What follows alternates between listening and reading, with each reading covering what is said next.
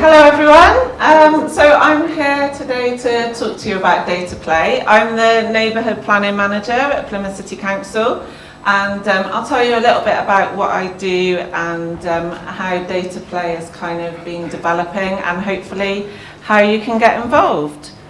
So, oh, that's not a good start. There we go. So this is Data Play, and hopefully you've picked up some of your lovely orange booklets here today. We're on a mission with Digital Plymouth and lots of other people to get Plymouth on that map. Plymouth City Council, we work across a whole range of different, we have a whole range of different roles in the city. Economic development, I'm from the planning department, housing, street services, cleaning your roads, picking up your rubbish, all of those sorts of things, a whole range of different things that we're busy doing every day. And we have some really, really big challenges, and they're going to involve a very different way of working as a city and a very different looking council. So over the next 4 years, this is how much money we're going to have to cut. We've already reduced our staff by a third, and yeah, we've got 79% cuts to make over the next 4 years. So that's a significant strain. So we've already cut a huge amount over the last 4 years. This round of cuts is going to start to have an effect on your libraries, on the street lights, on how your rubbish is picked up, on how your roads are maintained, and how we clean your streets. So they're the kind of cuts that people are really going to start noticing and start making an impact to how our city works. So I wanted to show you the graph of doom. This is the Barnet graph of doom, very famous in local authority circles, and I thought I'd share it with you. So this is basically looking at council budgets, and it's a national picture, so it's not just Plymouth City Council, it's across the board. We're in this dire situation as a group of councils. So our budgets are going down, and we're living longer. So our adult social care needs are going up, and our children's services budgets are going up. So the graph of doom is about a certain point, and it's about sort of 6 years away now, where all of the council's budget will be used up on adult social care and children's services alone. Nothing else, no bins collected, etc. So it kind of gives you a sense of the scale of change that needs to happen in councils and in cities, and how we need to work together collaboratively and fundamentally differently as a city. So we're obviously not just sitting around thinking, oh my gosh, this is a disaster. We have got things going on. One of those things is the Plymouth Plan, which is we kindly worked with Mutant Labs on. So this is our Plymouth Plan. It's the plan for the city over the next 20 years. Not just the council's plan, so we've worked with a whole range of organisations and businesses and all sorts of different people across the city to really think about where the city's going, what do we need to achieve over the next 20 years, what are the challenges, and what might that look like for Plymouth. So this plan will hopefully guide us into the future, and it would be brilliant if you want to go and have a look and see the kind of policies that we've got here. There's everything from housing, arts and culture, education and learning, how you get around the city, where you're going to live, health and well-being. So we basically looked at, I think it was about 130 strategies that we had as a city, and pulled those together into one single voice. So it's taken a huge amount of work, it's still ongoing. It sees us growing from 260 odd thousand people in Plymouth at the moment to around about 300,000. It sees us building 22,000 homes. It sees us protecting green spaces.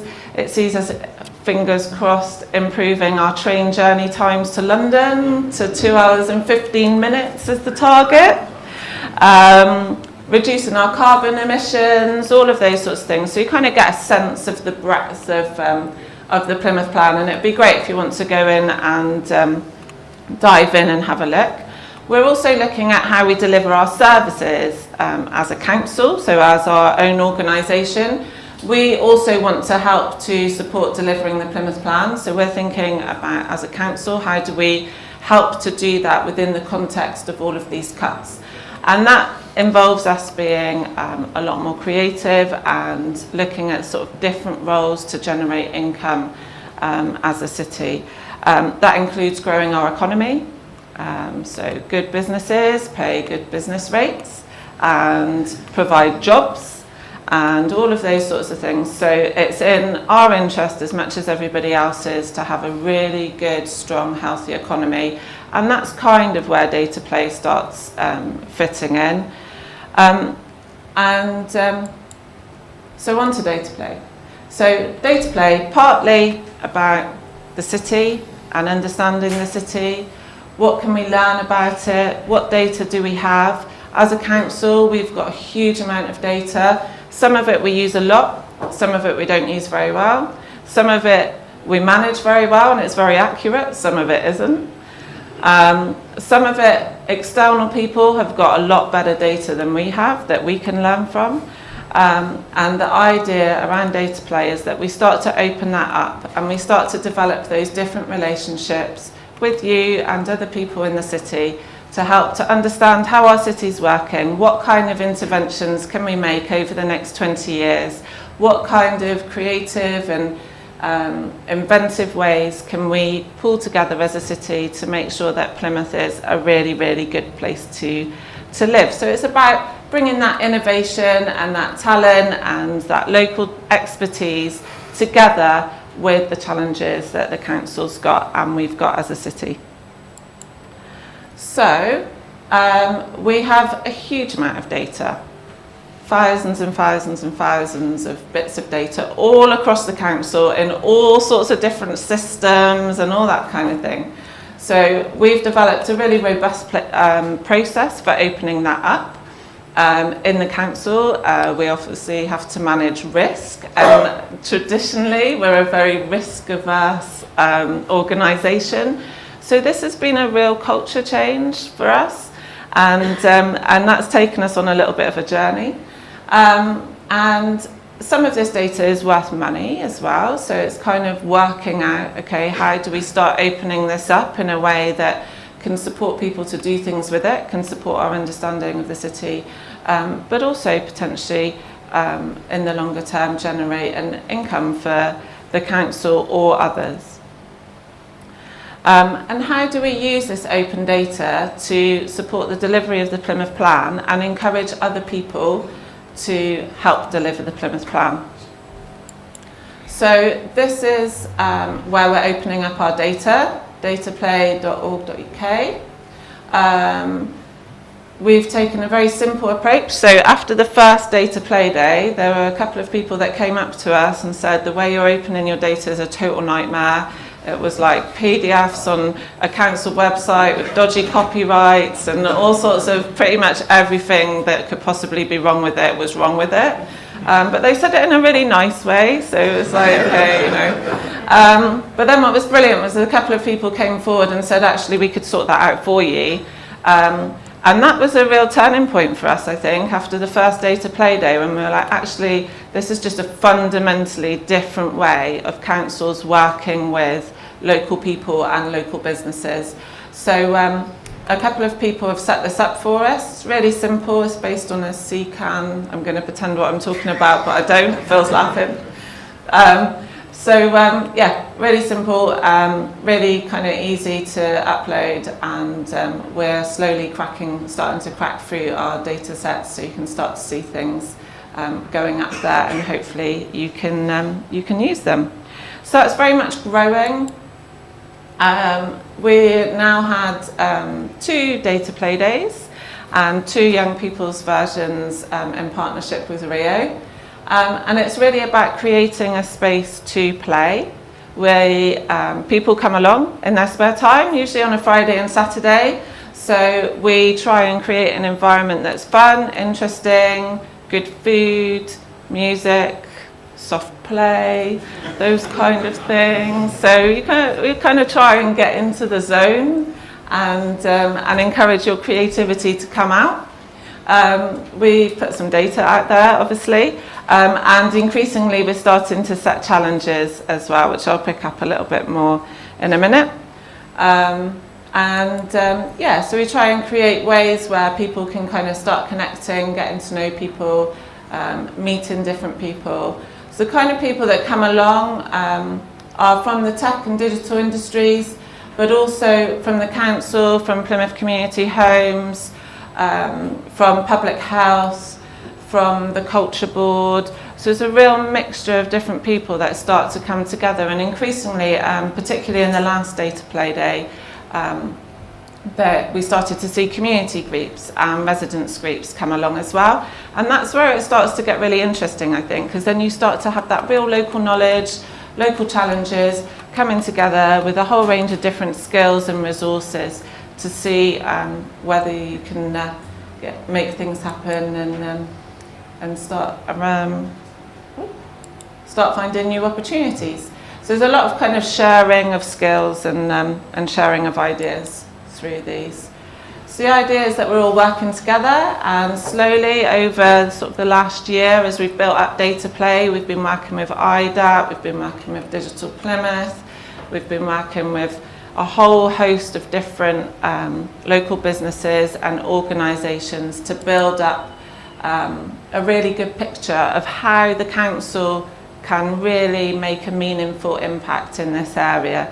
And I think the way that Data Play is growing now, and people are sort of joining in, I think that's sort of testament to all of the people, many of whom are here tonight actually, have kind of pulled together and sort of put their ideas and their effort and stood by us and all that sort of thing over the last year to build up Data Play. And it's really exciting to see where it's going now.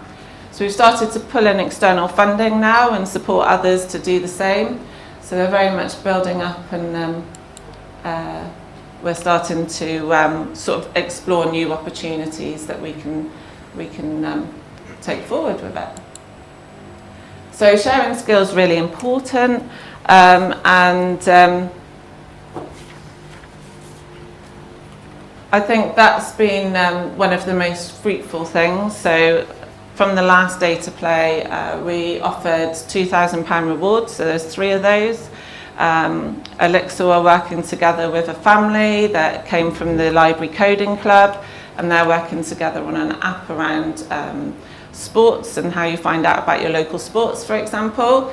The Tree Partnership are working with IDAT to develop technology around trees and understanding the impact of trees.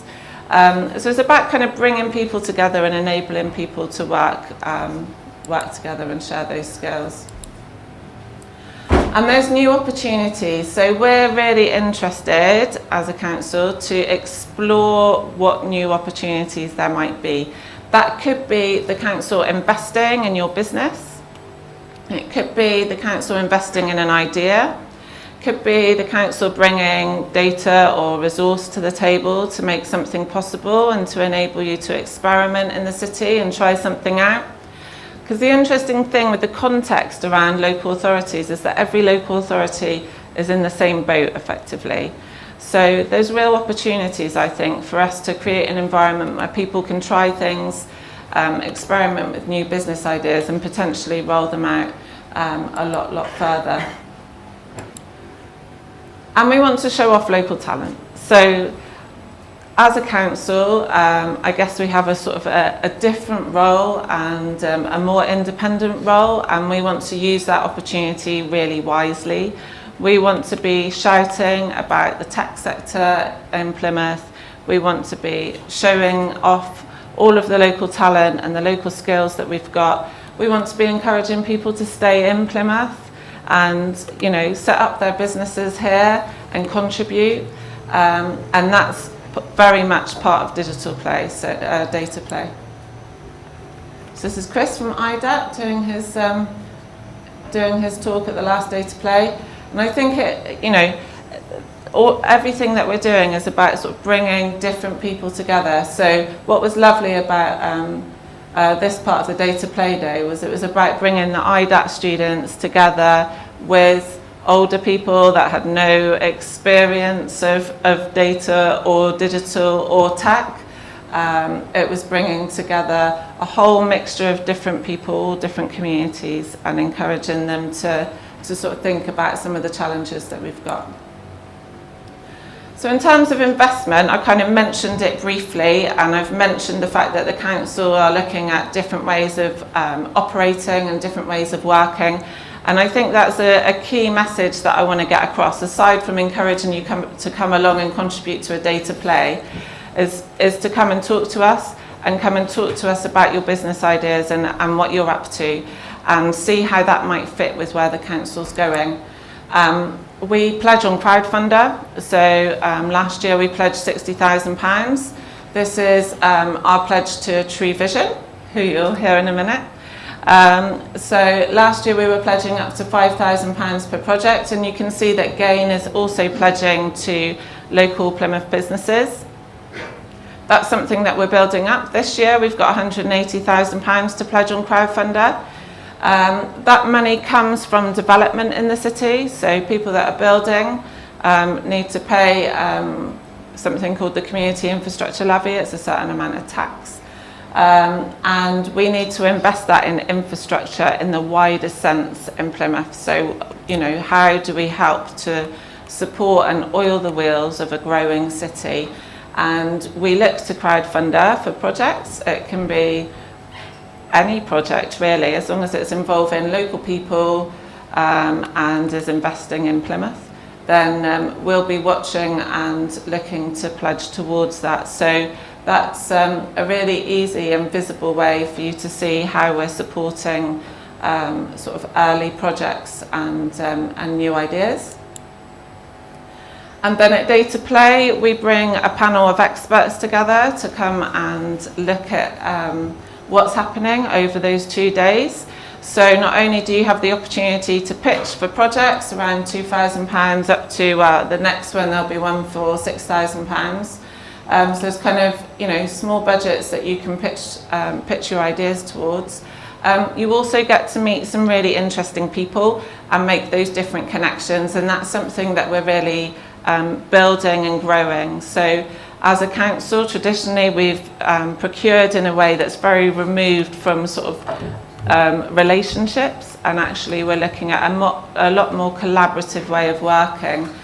So this is Kalechi, he's the Director of Public Health, for example. So he came along to the last play day, listened to what people were doing, was thinking about how that could be applied to his public health agenda, how that could be applied to how he's working, was hearing about the different sort of ideas that people were having, and then that spun off into all sorts of different projects. Similarly, our green infrastructure team are working with a lot of people across the city now around a whole host of different projects about how we understand parks, how we understand the well-being around green spaces and things like that. And then we also, Goss came along to the last Day to Play. So it's an opportunity to kind of show off your skills, your talent, and and who knows where that might lead. Right, thank you very much, Hannah. Okay.